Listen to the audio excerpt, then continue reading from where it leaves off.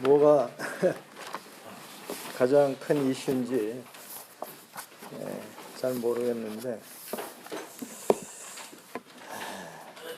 아무튼 굉장히 변화가 일어나는 그런 시기인 것 같아요. 여러 면에서 그 정치 면에서 특히 상당히 그 변화가 일어나는 그 잡음이랄까 소음이 굉장히 크게 들리는데, 이때 우리가 필요한 것이 좋은 리더예요. 리더. 그래서 이 성경에서 보면 그 국가의 그 리더를 위해서 기도하라. 그 좋은 리더를 갖는다는 게 상당한 복입니다. 교회로 말하자면 좋은 목사님을 모시는 게 상당한 복인데, 여러분에게 좀 미안한 마음이 없잖아 있는데, 정말로 집안에서는 부모 잘 만나야죠, 그렇죠? 학교에서는 선생 잘 만나야 되고, 그 리더들을 잘 만나야 되는데, 그래서 그 리더들은 그 뭘 해야 되는가를 미리 먼저 남보다 한 발 앞서 그걸 알아야 그게 좋은 리더가 될 수 있는 거죠. 그런데 그러면 우리 이 시대에 어떤 일을 해야 되는가?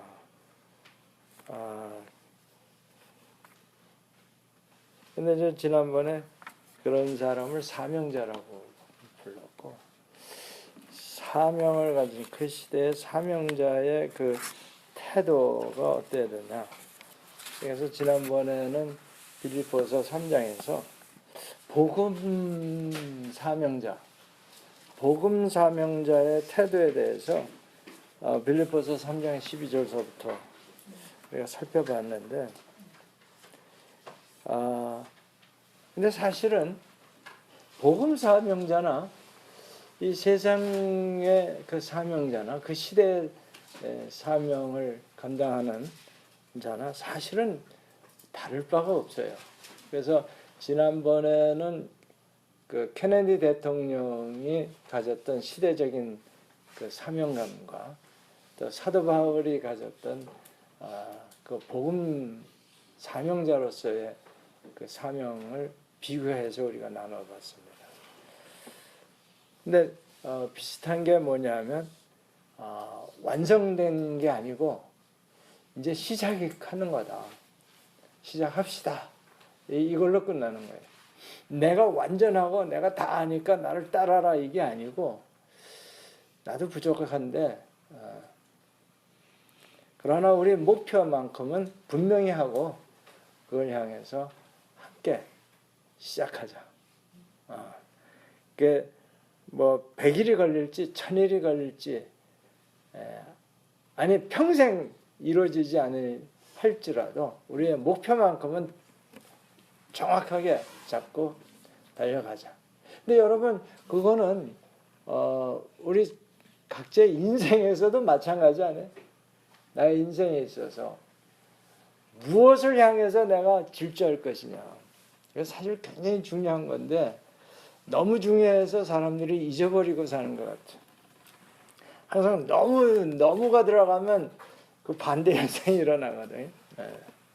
너무 중요한 건데 열심히 뛰었는데 보니까 방향이 틀렸다. 그러면 그것처럼 허무한 게 있어요. 정말 지난번에도 말씀드렸지만 주인이 평양 좀 갔다 와야 되겠다 하니까 그냥 덮어놓고 뛰어갔다 왔어요. 편지를 들고 가야 할 텐데 우리가 살아가면서 그런 실수를 하고 있지 않은가. 내가 지금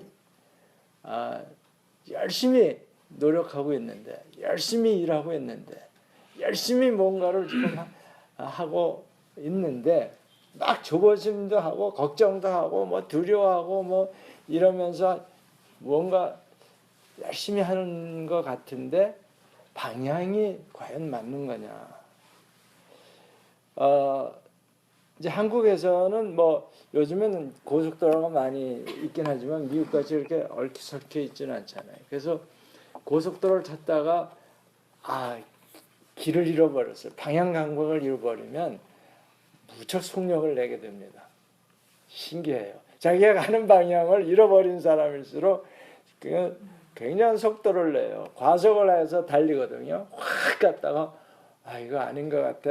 또 반대로 확 달렸다가 이것도 아닌 것 같아. 또 옆으로 그 휘발유는 상당히 소모가 되고 급하니까 조바심 나니까 두려우니까 그래서 엄청난 에너지를 소비하는데 우리 인생도 그렇지 않은가? 그렇죠? 우리 이제 내가 이제 칠순이 가까우니까 나한테 말하자면 에너지가 만땅 있는 게 아니구나. 나는 굉장히 전속력으로 달린다고 생각을 하는데 사실 아니더라고 보니까. 산에 올라갈 때 보면 알아요. 나는 무척 힘들어서 올라가는 것 같은데 보면 느린 거야. 그러니까 이걸 꼭 국가적으로만 생각할 게 아니라 자기 개인에게서도 사실 우리가 좀 깊이 생각해 봐야 할 주제가 아닌가. 그래서 그 방향을 잡는 것도 굉장히 중요한데 근데 방향 잡는 건 너무 중요하기 때문에 제가 얘기를 안 하고 그 방향을 잡았다고 생각하는 사람들은 어떻게 태도를 가져야 되겠냐 해서 지난번에 조바심 내지 말고 이제부터다라는 생각으로 시작하자. 그래서 오늘도 거기에 좀 이어서 한 걸음 더 나가자면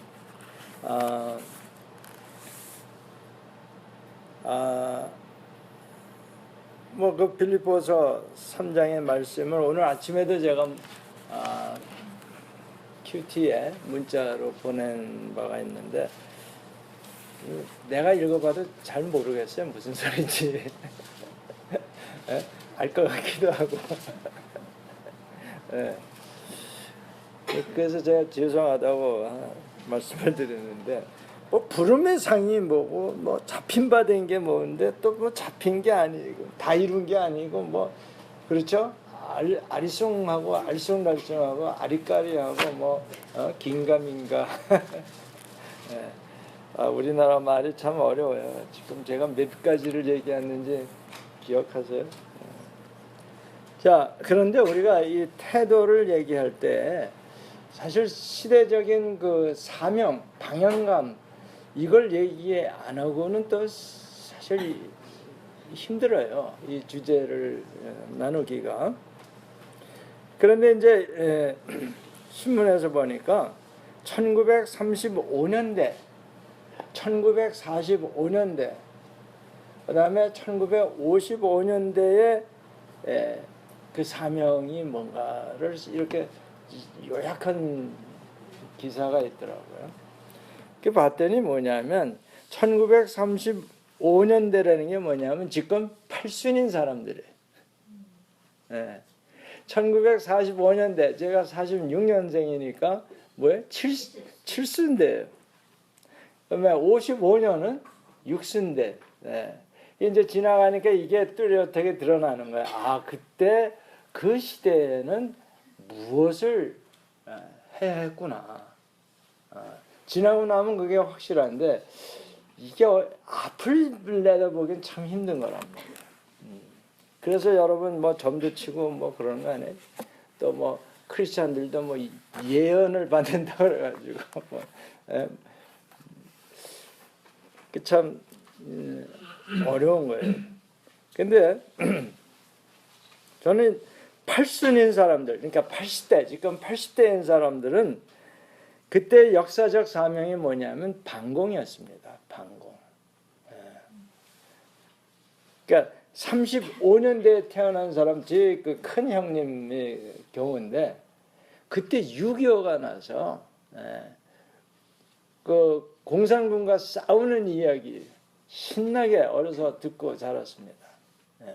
전쟁 이야기. 그래서 방공으로 공산주의를 맞아서 대한민국을 지킨 것이 그 시대의 사명이었다. 이렇게. 그죠?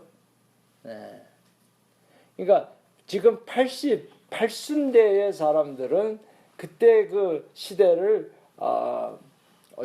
알고 지냈든 모르고 지냈든 지나고 나서 보니까 그 시대의 사명은 대한민국 지키는 것이에요. 그러니까 칠순은 저는 애매해요. 지금 칠순이라고 하기도 뭐하고 육순이라고 하기도 뭐하고 딱 그 중간에 태어났기 때문에 그때는 근대화의 기수가 되는 것이 45년대생의 사명이었다. 수긍이 갑니까? 근대화, 산업화, 그죠? 자, 지금 이제 66순 때의 그 역사적 사명은 뭐였냐 할 때 성장의 기적을 이루는 것이었어요. 성장. 그러니까 저 같은 경우는 근대화도 조금 기웃거리고 성장에도 조금 혜택을 보고 뭐 이제 이런 낀 나이인 것 같아요. 자, 그런데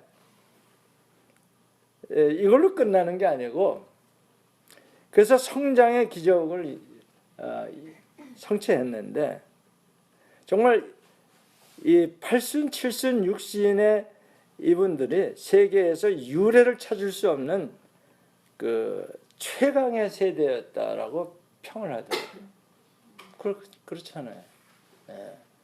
이 30년간에 엄청난 일들을 해낸 거예요. 시대적 사명을 훌륭히 해놨다는데 이의가 없을 거예요. 그런 세대였는데, 그러나 이들은 자식을 배불리 먹게 하고도 책임지지 않았다고 비판을 받는.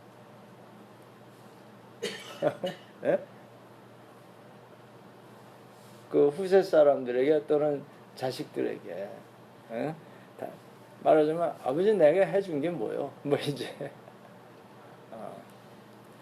내가 외로울 때 당신 뭐 했냐? 뭐 이런 뭐 별 이제 그 비판을 하는데, 그 다음에 이들의 업적 근대화를 할 때에 정말 앞장서서 달리면서 간 이들의 그 성과는 안 보이고 토가 나온다고 일찍 듣는데 토가 나온다. 토하겠다. 못 봐주겠다. 뭐 이런. 그 다음에 이들이 살던 세월은 이 후세들이 어떻게 평을 하냐면, 어떻게 폄하를 하냐면, 괴물 같은 시대였어. 사실 사는 것 같지 않게 살았죠.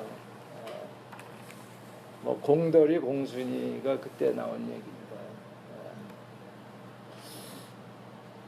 그러니까 시대적 사명에 대해서 우리가 간단하게 얘기하기가 어렵다는 걸 제가 말씀드리는 거예요.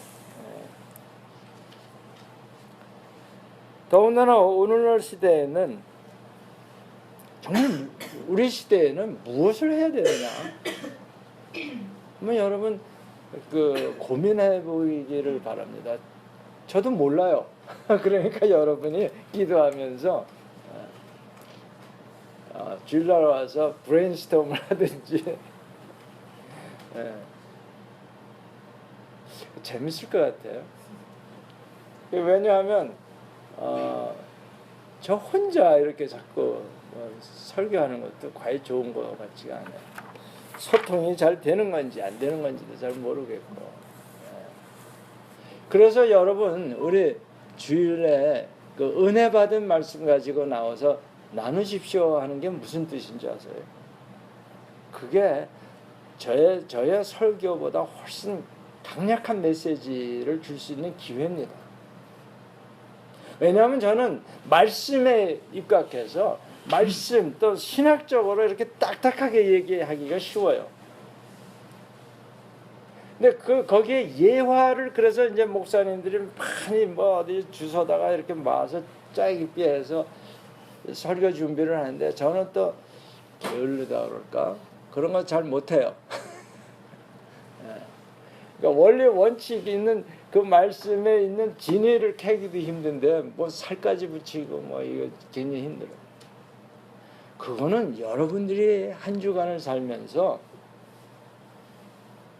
자기에게 하나님이 주시는 말씀, 마음에 와닿는 말씀을 받아서 그대로 순종했더니 이런 현상, 이런 복이 임하더라.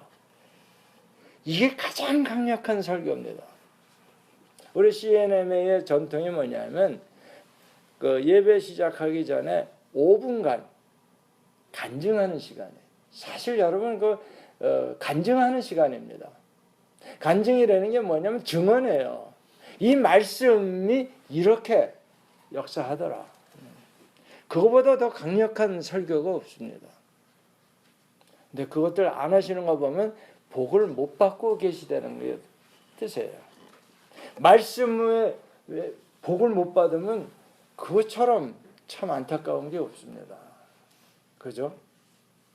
그렇게 많은 제가 하는 설교만 해도 많으면 아마 이만큼 될 거예요. 오죽하면 그 박사나 그 선교사가 제가 쓰는 이 노트 있죠. 이걸 탐내 가지고 이걸 몇 개 사주고는 내가 죽으면 이걸 다 자기 거래. 그때서부터만 해도 이게 지금 한 20권도 넘어요. 여기에 별게 다 적히죠. 그런데 문제는 그렇게 많은 메시지를 전했는데 아무 뭐 열매가 없다. 이게 이제 설교 못하는 거예요. 설교 잘하는 거는요, 뭐 미사여구 쓰고 뭐 이렇게 웃기고 뭐 이게 잘하는 거가 아니고 열매들이 나와야 되는 건데 제가 얼마나 설교를 못하면 매주 나오는 분이 없어. 하나님의 메시지가 전달 안 됐다거나 아니면 하나님의 메시지가 아닌 딴소리를 했다는 거예요. 둘 중에 하나입니다. 여러분 책임이든지 아니면 설교자인 저의 책임이에요. 그죠? 여러분 양심껏 생각해 보세요. 누구 책임인가? 그게 뭐냐 하면요. 지금 내가 뭘 해야 되느냐? 이게 갈급하셔야 돼요.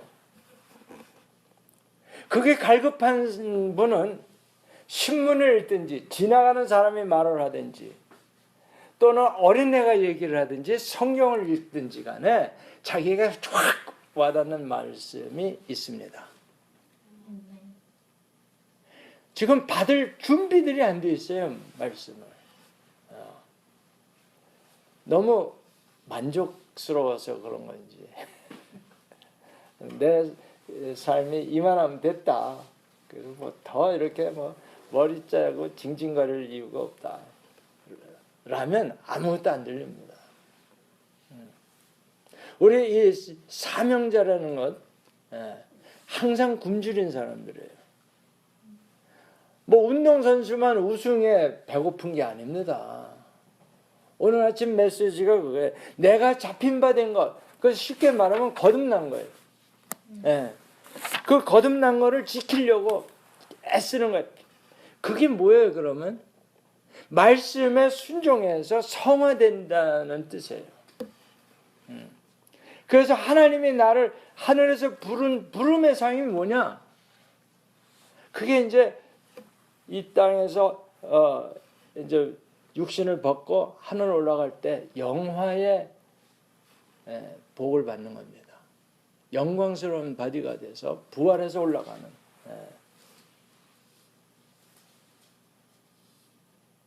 그러니까 이것을 우리가 늘 생각하면서 신앙생활을 하지 않으면,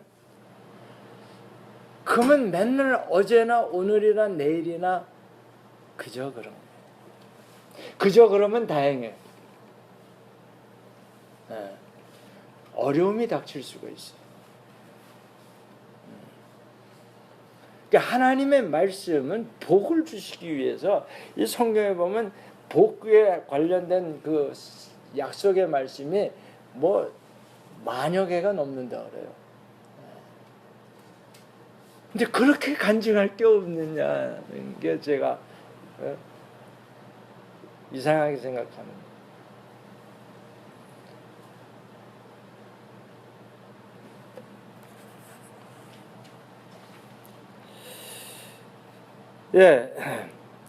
이 시대에, 오늘날 우리가 사는 시대에 그 시대적 과제는 무엇이냐 했을 때, 지금 한국에서 가장 그 불만스러운 게 뭐냐면, 사회적 그 계층이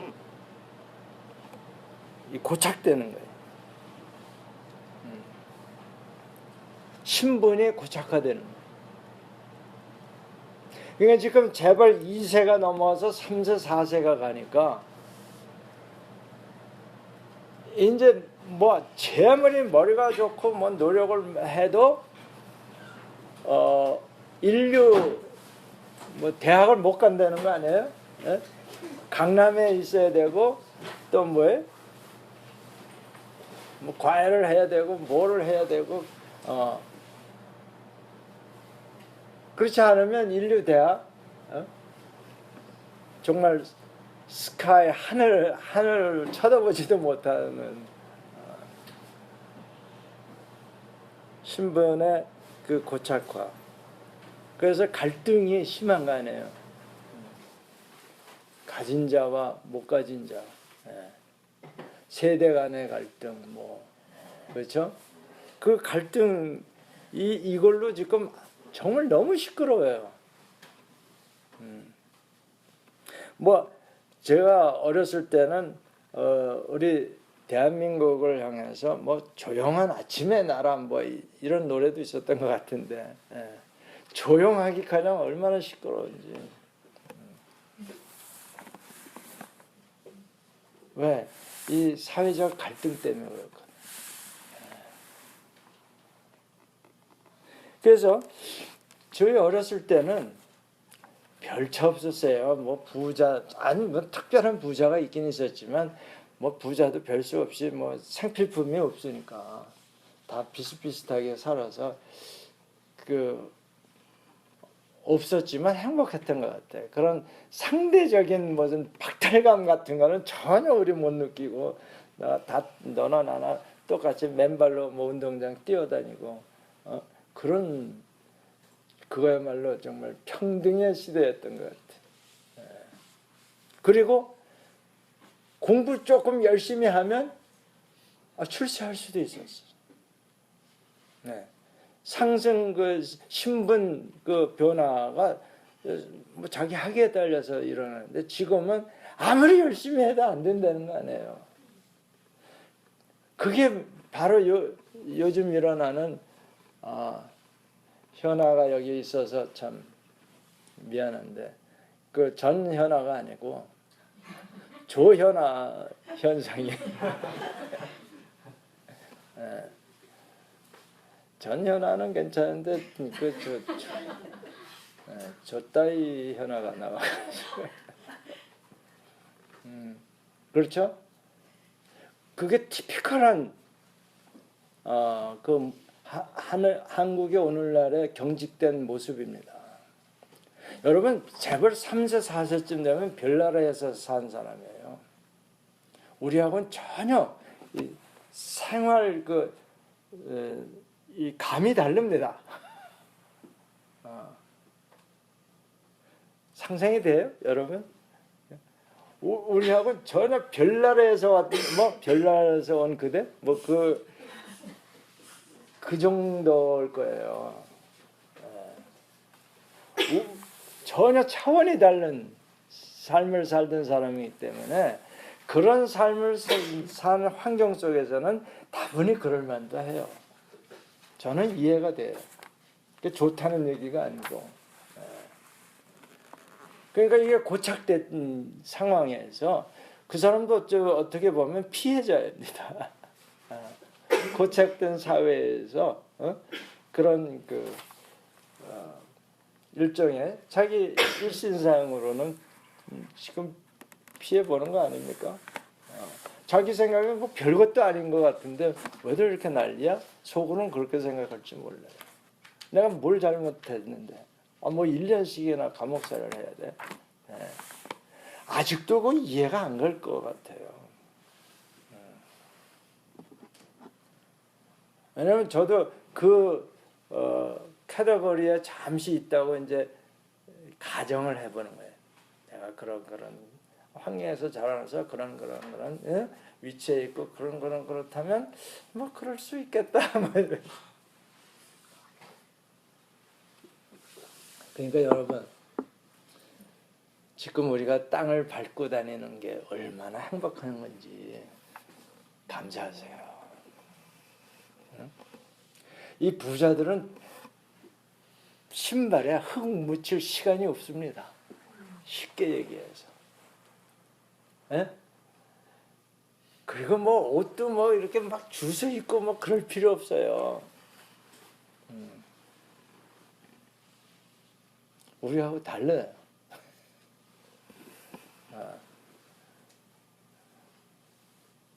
그러니까 저와 여러분, 제가 미안하지만 여기 그런 재벌은 없는 것 같으니까 우리는 모두 복받은 사람인 걸 믿으시기 바랍니다. 갑자기 행복해지지 않아요?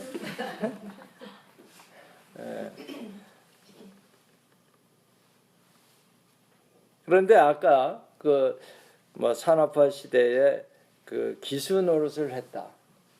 또는 성장의 기적을 이루었다.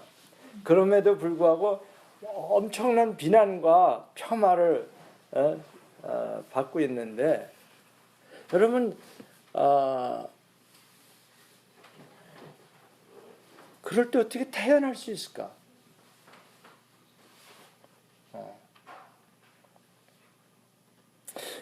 여러분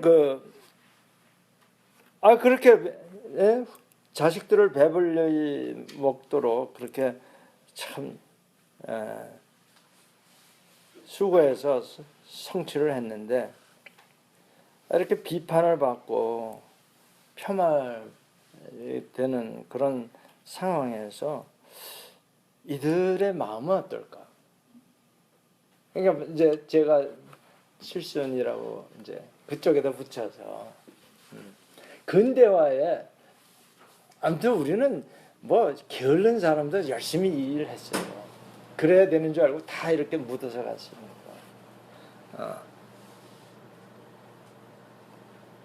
저는 사실은 좀 게으른 원래 성격인데도 지나고 나서 보니까 나도 좀 열심히 했던 것 같아. 그런데 얻은 건 별로 없어요. 제가 우리 목사님들 모인 자리에서 건강보험 얘기하다가 내가 실수를 했어요. 나는 2만 원도 안 낸다 그랬다가 내가 무척 가난하는구나 하는 걸 처음 깨달았어요. 그런데 마음이 저는 행복해요. 물론 다른 믿음도 있고 그런 거 말고요. 최선을 다한 사람은 그 자체가 복입니다. 그 자체가 상이에요. 최선을 다해서 뛴 운동선수들 절대 졌어도 울지 않습니다. 아니 뭐 기뻐서 울 수는 있을지 모르지만 슬퍼서 울지는 않아요. 최선을 다해서 했을 때 그 자체가 얼마나 기쁜지 아세요? 그러니까 이 8순, 7순, 6순인 사람들은 지금 절대로 슬퍼하지 않을 겁니다. 소위 말해서 뭐 나는 뭐 왔노라 갔노라 이겼노라 뭐 그런 거 있었죠. 그게 이 시대 사람들이에요.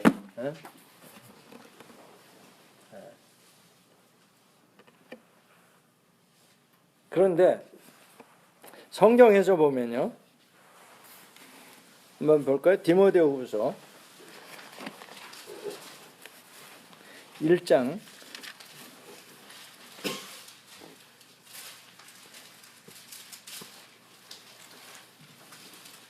12절만 우선 볼까요? 함께 읽습니다. 시작. 이로 말미암아 내가 또 이 고난을 받되 부끄러워하지 아니함은 거기까지. 네. 고난을 받는데 부끄러워하지 않는데. 여러분 이해됩니까? I'm suffering, yet I'm not ashamed. 이 고난에 대해서 그 위에서도 얘기해요. 8절에 보면 그러므로 너는 내가 우리 주를 증언함과 또 주를 위하여 갇힌 자 된 나를 부끄러워하지 말고 오직 하나님의 능력을 따라 복음과 함께 고난을 받아라. 사도 바울이 자기 영적인 아들 디모데에게 부끄러워하지 말고 복 받아라가 아니라 고난을 받아라. 지금의 6순, 7순, 8순의 고난의 세대입니다. 45년생이면 그때 해방됐어요. 아무것도 없을 때예요. 그때 생산품이라는 게 아무것도 없을 때예요.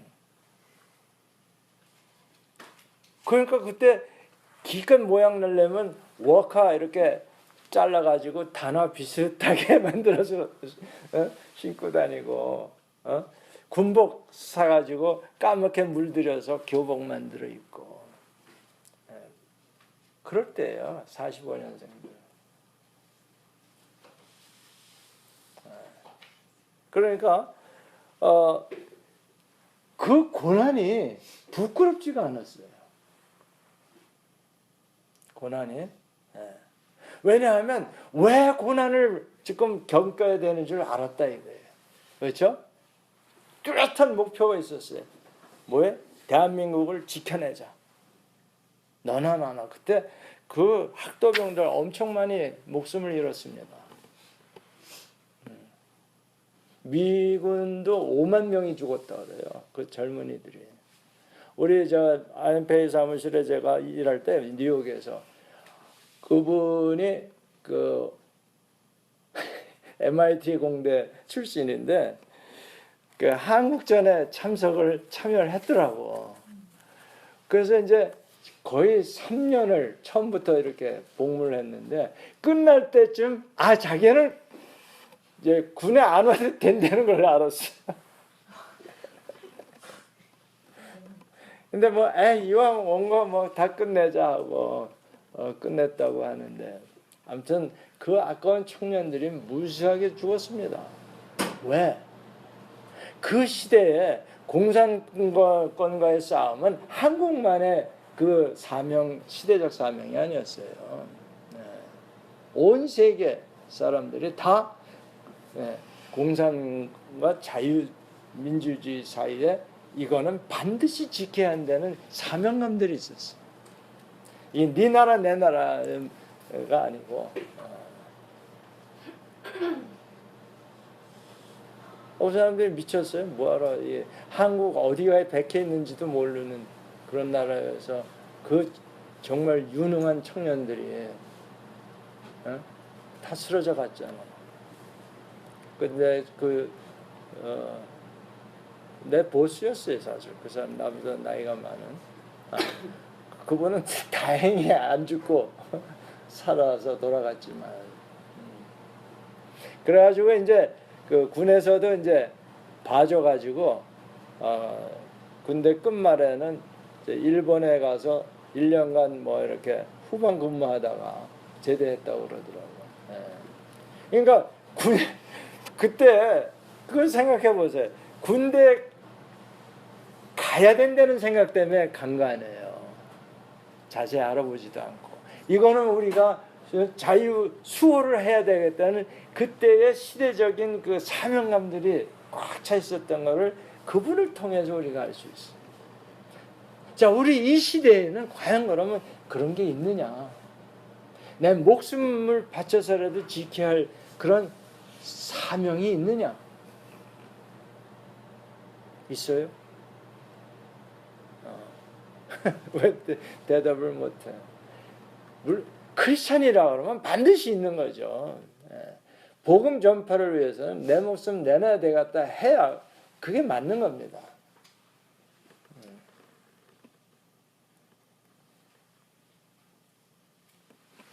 근데 이상하게 목숨 내놓을 사람 하면 다 손드는데 집 팔아서 헌금할 사람 하면 하나도 없는 거예요.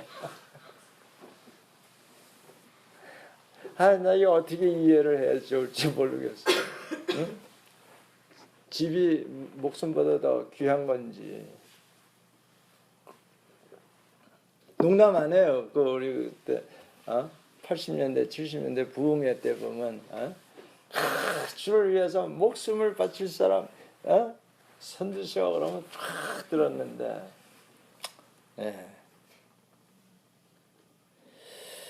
그 사명감에 대해서 우리가 깊이 좀 생각해 봐야 되겠습니다.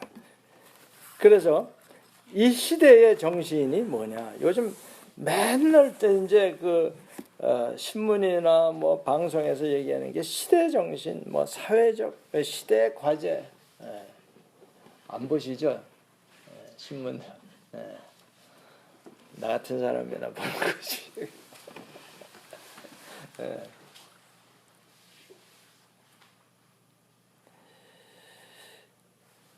자, 이게 복지가 마치 시대적인 그 정신인 줄 알고 복지 하는데 사실은요 복지를 보편 복지를 하든 또는 뭐 그 반대가 뭐예요? 보편 말고 누구에게나 주는 게 아니라 선택해서 하는 그 복지를 하든 이 시대 정신에는 아무 관계가 없다라는 거예요.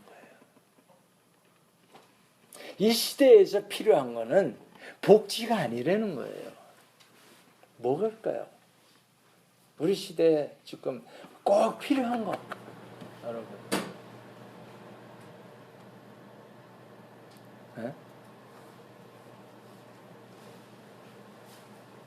여러분 이게 그 우리 인생에 있어서도 유년에 꼭 필요한 게 있고 그 다음에 10대 그 뭐죠? 10대를 뭐라고 청소년? 그때 필요한 게 있어요. 그 나이에 따라서. 그렇죠? 그때 꼭 필요한 것들이 있다. 그때 꼭 해야만 되는 것들이 있어요. 이 시대에도 마찬가지예요. 대한민국이 지금 건국된 지 70년 가까이 돼요. 이때에 할 일이 뭐냐 이거예요. 통일은 뭐 벌써 됐어야 되는데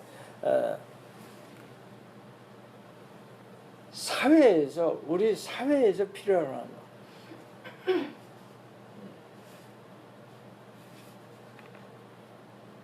우리 정말 통일 필요해요? 난 필요 없는데. 왜 필요한 거예요, 그거?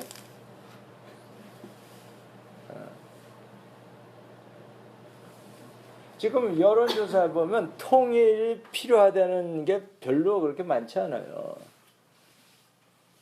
그거보다 더 필요하게 느끼는 게 있다는 거예요. 아니 통일이 절대로 뭐 필요 없다는 얘기가 아니라 통일보다 더 필요로 하는 게 각자 가지고 있어요. 그게 뭔 줄 모르는 거지.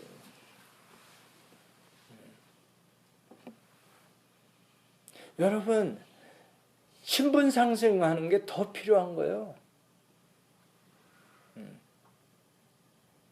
부자와 가난한 자의 격차를 줄이는 게 더 피부에 와닿는 거지. 통일?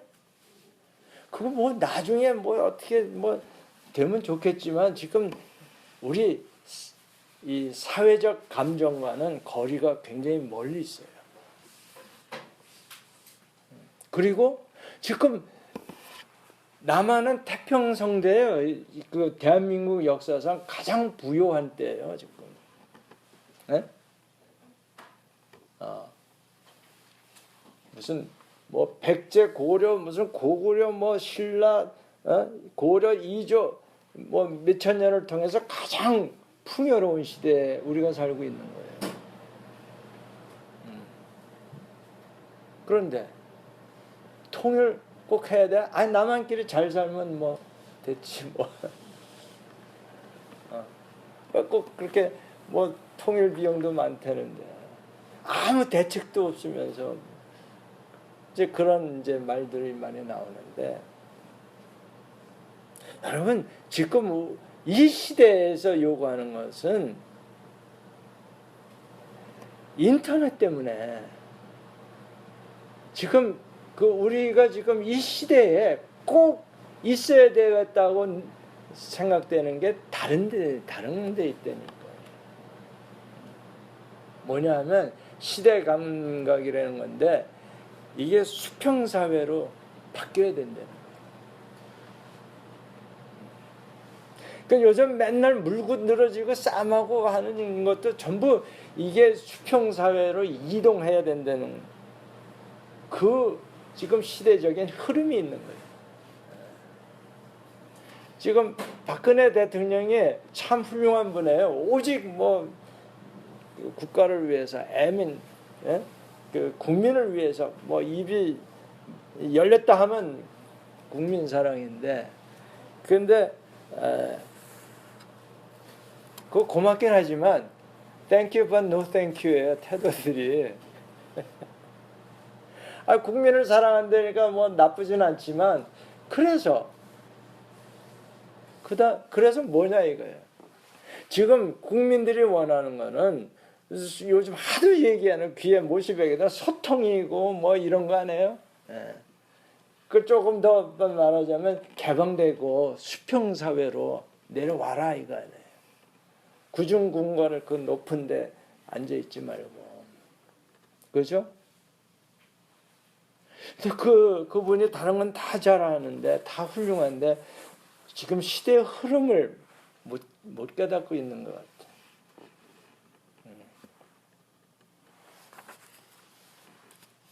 그러니까 수평사회로 이동해 가고 있는데 그 수평사회로 이동해 가려면 사회 각층에서 분출하는 그 원망의 소리들 누가 그래요? 해요? 원망의 소리를 누가 해요? 약자들이 하죠. 약자들이. 힘없는 사람들 소위 을이 하죠. 을. 그 소리를 듣고 배려해서 공감을 얻어야 돼요. 그리고 동의를 얻을 때 진정한 리더십이 발휘됩니다. 제가 리더십에 대해서 한동대학교에서 사이드 과목으로 15년을 가르쳤는데 그 리더십의 핵심 단어가 감동입니다. 감동을 주지 못하면 아무리 좋은 얘기를 해도 이 소에 경 읽는 것보다 더 통하지 않아요.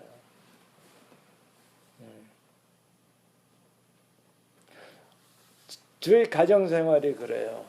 제가 무슨 평을 듣냐면 당신은 훌륭한 사람이야. 좋은 사람인데 왜 내 남편이니까 남편으로서 안 좋다는 거예요. 소통이 안 되고 있는 거예요. 네? 나는 이렇게 훌륭하고 성실하고 뭐 어쩌고 저쩌고 아무튼 좋은 얘기를 다 해서 야 이런 남편이 어딨냐? Thank you, but no thank you. 그래 멋져 그렇지만 그게 나한테 무슨 소용이야 뭐 이제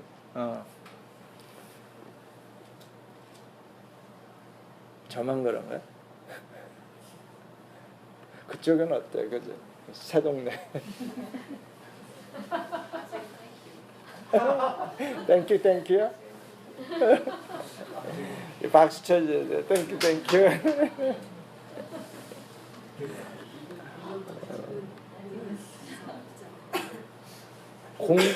그 소통이라는 게 다른 게 아니라 감동을 주는 거고, 그래서 공감, 동의 이걸 끌어내야 되는 거예요.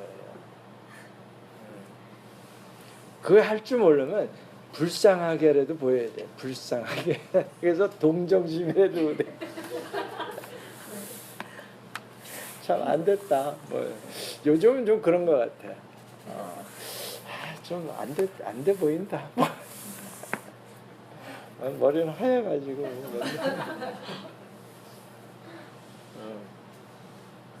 그래서 그런지 요즘 조금 부드러워졌어. 불쌍해 보여. 재주가 없으면 불쌍해라도 보여.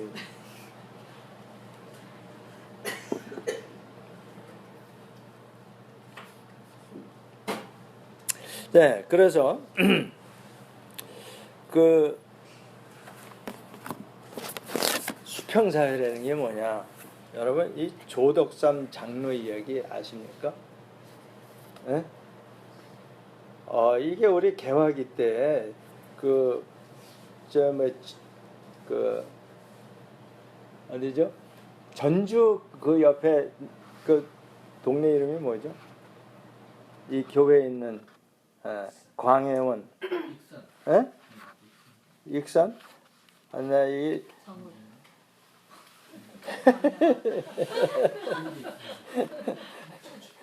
이 교회까지 제가 가서 봤는데 금산에 뭐 올라갔다 내려갔다니까 마음대로 정하지. 네, 맞아요. 그 뭐 아무튼 전라도 그 충북 몇 번 바뀐 걸로 내가 알고 있어요. 네, 감사합니다. 근데 이 조덕삼이 양반이고 이 이자희 목사가 이게 마부였어요. 그 집 종이었어. 네. 그래서 이제 아무튼 둘이 다 예수를 믿게 됐는데 이 장로 선출을 할 때 이 양반이 떨어지고 이 이자익이 장로로 선출이 됩니다. 그런데 이 양반이 이 이자익 그 마부를 신학교를 보내서 다 뒤에 돈을 냅니다. 그래서 목사가 돼서 총회장까지 합니다. 그리고 이 양반은 조덕삼 장로는 끝까지 장로로 남아요. 이게 일어나야 되는 거예요. 이게 오늘날 정말 필요한 거예요. 여러분, 교회가 어떤 데냐? 사회에서 정말 내로라는 사장, 회장님들, 그냥 이름만 사장 말고 진짜 힘 있는 사장님들은 교회에 와서 뭘 해야 될 거예요? 변소 청소해야 돼요. 하수구 청소해야 돼요. 그게 맞는 거예요. 사회에서 대접받는 사람들, 사회에서 대통령이었다고 해서 교회 와서도 장로다 해서 버티고 있으면 이거 교회 아닙니다. 그러면 그 교회 모습이 아니에요.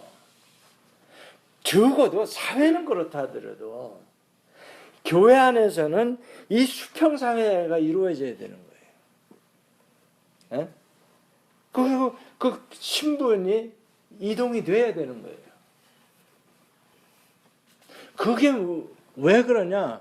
그게 예수님이 산에서 설교하신 산상수훈이라는 마태복음 5장, 6장, 7장 계속 가는 것이 이게 수평사회를 얘기하는 거예요. 신분 변동입니다. 신분 이동이에요.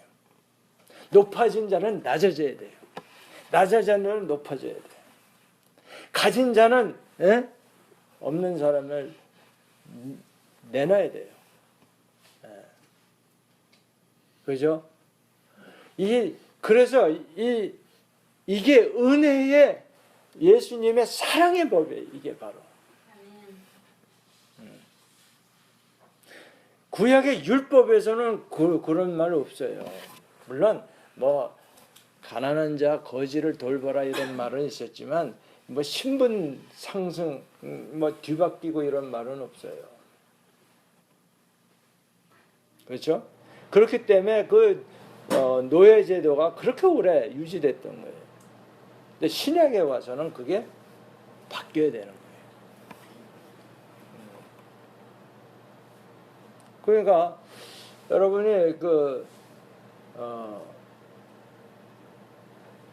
성경을 이해할 때 그 율법은 1.1획도 없어지지 아니하는 그리고 귀하고 거룩한 거라고 예수님이 말씀하셨어요. 그거 갖고는 바리새인 수준이고 그거보다 더 해야 된다 그랬어요. 더 하는 게 뭐예요? 바로 마태복음 5장, 6장, 7장에서 나오는 거꾸로 된 삶을 살아야 돼요. 그래서 이 신약 시대의 그 사회는 어떤 사회에 되느냐? upside down 킹덤이라는 거꾸로 된 왕국. 못난 사람이 대접을 받아야 돼요. 가난한 자가 보호받아야 되는 거예요. 그게 소위 얘기하는 진짜 그 복지고, 그러지 그 뭐 무상급식했다고 해서 그게 복지가 아닙니다. 아무 그런 그 내용도 없이 그 동기가 확실해야 돼. 사랑에서부터 출발해야 돼. 사랑의 동기 때문에. 이게 사실 시대 흐름이라고 할 수도 없어요. 이게 예수님 때부터 지켜져야 되는. 그런데 이것들을 안 지키는 거예요. 그러니까 뭐예요? 예수님이 2000년이 돼도 못 오시는 거예요, 지금. 그 산상수훈대로 크리스찬들이 지켰더라면 예수님 말씀처럼 곧 오셨을 거예요. 곧 오리라 하셨거든. 내가 곧 오리라. 근데 곧 오면 지금 하나님이 지금 경륜 속에 계획 속에 천국 백성이 죽어도 몇 명 뭐 이런 게 있는 것 같아요. 찰 때까지. 그 수가 찰 때까지. 근데 그걸 또 잘못 이해해서 뭐 14만 4천 얼마 하는데 그건 상징적인 숫자예요. 그 이단들이 얘기하는 그게 아니고 하나님의 그 천국을 만들어 놓으셨잖아요. 그러면 거기에 적정한 인구 수가 계산되어 있을 거 아니에요. 그게 채워질 수가 없는 거예요. 왜? 말씀대로 안 사니까. 예수님 말씀대로 안 살아요. 가난한 자는 복이 있다 그러는데 길을 쓰고 속여서 사기쳐서라도 더 벌려고 하니 그게 누구예요? 그 기독이냐? 그러니 수가 차겠어요? 심각한 문제입니다. 대한민국 교회가 왜 욕을 먹는 줄 아세요? 그 예수님의 그 가르침을 하나도 안 지켜.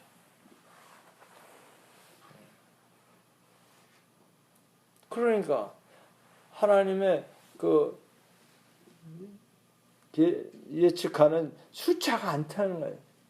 그러니까 계시록에 보면 언제까지입니까? 그 순교한 장로들이 예수님께 막 간청을 하잖아요.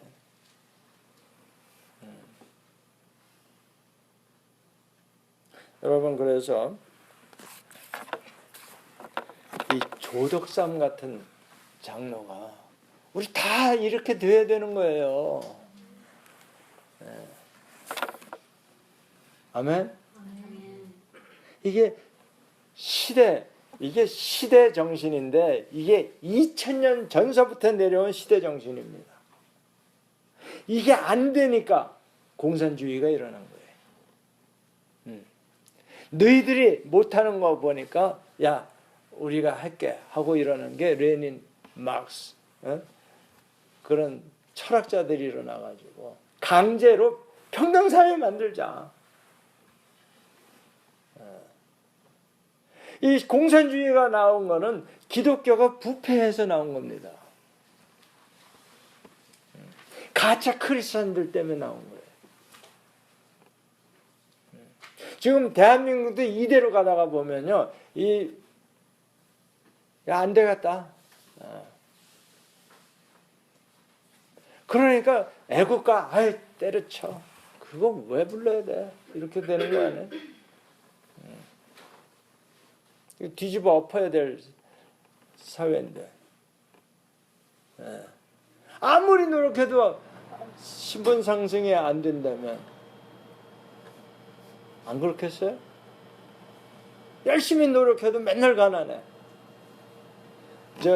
제가 유학을 미국에서 아직 그 학생일 때 유학생들 모이잖아요. 그러면 이제 가끔 한국에서 뭐 이렇게 높은 분들 오면 또 유학생들 모여서 밥 한 번 산다 그래서 모여요.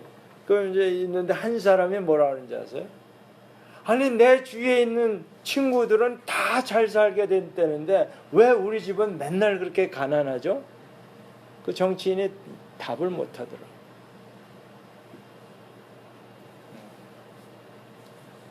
줄이 없어. 학연도 없고 지연도 없고 뭐 혈연도 없고 그러면 상승 기회가 없어요.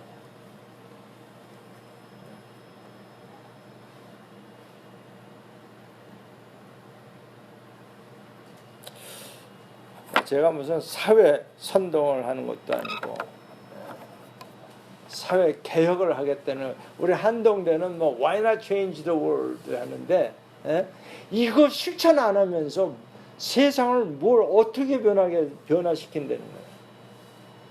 어떤 데 어떻게 변화시킨다는 거예요.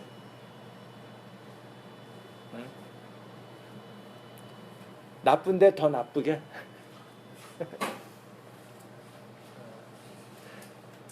그러니까 그 로마서 12장에 보면 transformed, 변화를 받아. 무슨 변화예요? 거꾸로 살아라 이거예요. 거꾸로 살아. 그래서 고난이 나쁜 게 아니라는 거예요. 오늘 이 말씀에도. 그렇죠? 네. 그러니까 이 시대적인 2000년서부터 내려오는 이 시대 정신을 우리가 정말 믿는다면 이거 할 수 있습니다. 그 다음에 고린도전서 한번 또 가볼까요? 네. 고린도전서 9장.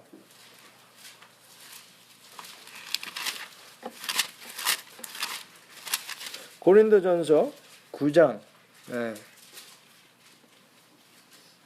17절에 보면요, 함께 읽습니다. 내가 내 자의로 이것을 행하면 사항을 얻으려니와 내가 자의로 아니한다 할지라도 나는 사명을 받았노라.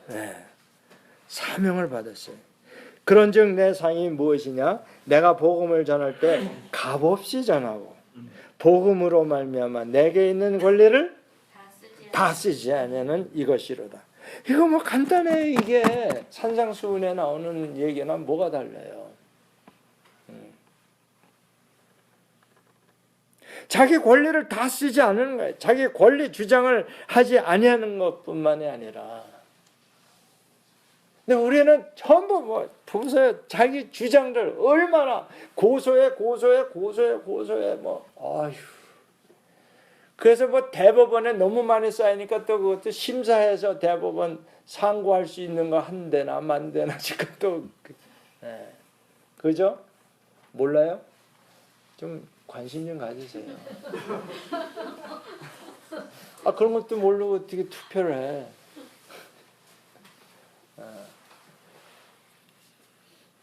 자, 끝으로 사도행전 하나 더 보고 마치겠습니다. 사도행전 20장에 우리 잘 아는 거예요.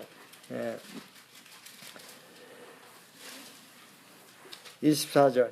사명이 있는 자는 어떤가 한번 보세요. 시작. 내가 달려갈 길과 주 예수께 받은 사명 곧 하나님의 은혜의 복음을 증언하는 일을 마치려 하면은 나의 생명을 조금도 귀한 것으로 여기지 아니하노라. 생명의 위협을 받고도 조금도 흔들리지 않는 것이 이게 사명을 깨달은 자의 태도입니다. 고난을 받았을 때 아이 부끄러워 이게 아니고 고난을 받되 부끄러워하지 아니하는, 내가 가난하지만 부끄러워하지 아니하는.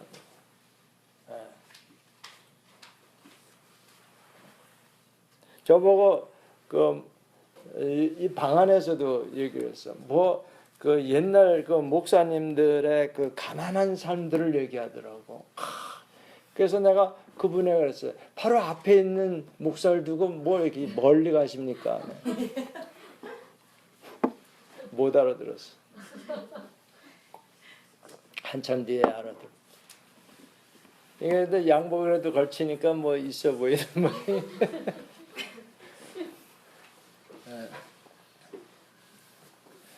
우리 목사님들 모였을 때도 그랬잖아요.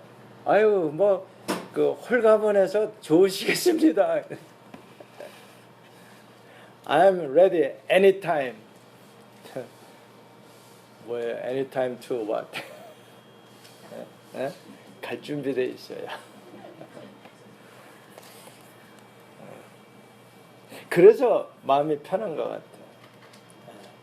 뭔가 하나 잡으면 이게 근심덩어리예요. 뭔가 있으면 이게 무거운 거예요. 산에 올라갈 때 뭐 물병 무슨 그 올라가서 먹을 거 잔뜩 해보면 무겁지. 그냥 맨손으로 올라가는 게 제일 편하지. 자, 고난을 받되 부끄러워하지 마시오. 그게 사명을 깨달은 사람. 생명의 위협을 받되 조금도 흔들리면 안 돼요. 좀 사람이 그 중심이 팍 서 있어야죠. 그러니까 이사야서 26장에도 하나님은 심지가 견고한 자를 기뻐하신다고 되어 있어요. 그런 사람에게 복을 준다고 그랬어요. 그러니까 왔다 갔다 하는 사람 하나님도 헷갈려. 그리고 야고보서에서도 보면 마음이 막 헷갈리는 사람은 복을 받을지를 아예 생각도 하지 말라 그랬어요. 한번 찾아봐야 되겠죠? 야고보서.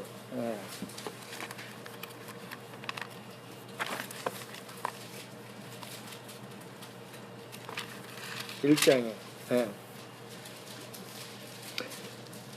오직 믿음. 우리 김봉건 목사님 또 생각나네. 6절입니다. 시작. 오직 믿음으로 구하고 조금도 의심하지 말라. 의심하는 자는 마치 바람에 밀려 요동하는 바다 물결 같으니 이런 사람은 무엇이든지 굳게 얻기를 생각하지 말라. 여러분, 이 사명을 깨달은 사람은요, 이 흔들리지 않습니다. 사명감이 없으니까 조금만 뭐 해도 날이 흐려도 뭐 꽁얼꽁얼거리고. 이사야서 26장 3절 주께서 심지가 견고한 자를 평강하도록 지키시리니 이는 그가 주를 신뢰함이니이다. 하나님의 신뢰한다는 것, 그 사명을 아는 사람이에요. 그러니까 여러분이 교회도 열심히 나와. 뭐 금요 철야도 아니지만 아무튼 쉬며 기도해 뭐야. 그런데 뭔가 이렇게 좀 되는 게 없어. 왜 그래요? 사명감들이 없어서 그래요. 내가 무엇을 위해서 태어났는가? 저는요, 박정희 대통령에 대해서 평가들을 많이 하는데 저는 다른 건 다 관두고 그 사람이 훌륭한 거는 우리는 역사적 사명을 가지고 태어났다. 우리 초등학생에서부터 그거 부르짖게 했어요. 뭐 아무 뜻인지도 뭔지도 모르고 아무튼 아직도 내가 기억나는 건 운동장에 가서 우리는 역사적 사명을 가지고 태어났다. 그 한마디가 이 대한민국을 바꾼 거예요. 그때 우리 역사적 사명은 무조건 잘 살아보자지. 네. 우리 잘 사는 게 우리 역사적 사명이다 그러고 했는데 잘 살아보니 이것도 별거 아니네. 어떻게 해야 돼? 네. 그죠? 네. 예수님 말씀대로 살아야 돼. 오직 믿음으로 살아야 돼. 네. 그래서 내가 손해보고 기뻐해야 돼요. 내가 안 될 때 하나님께 감사할 수 있어야 돼요. 네.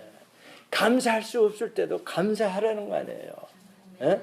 범사에 감사하라. 모든 일에 감사하라. 모든 일이 뭘까? 감사할 수 없는 일에도 감사하라. 그런 말 안 해? 그렇죠? 네. 항상 기도하라. 아유 피곤하다. 피곤해도 기도하라. 네? 항상 기뻐하라. 기뻐할 수 없는 그런 때에도 기뻐하라요. 그게 이 시대의 사명입니다. 뭐 대단한 거 하려고 하지 마세요. 뭐 시대적 사명이다 해가지고 무슨 뭐 해외 뛰어나가서 뭐 무슨 기업을 일으킨다. 물론 그것도 하게 하지만 그 거창한 거 말고 그냥 하나님 예수님 말씀에 항상 기뻐하라 그러면 우리 이성미 자매는 항상 기뻐하는 건 얼굴은 그래. 얼굴은 그러다 보면 속도 기뻐. 속은 내가 잘 모르겠으니까 기도합시다.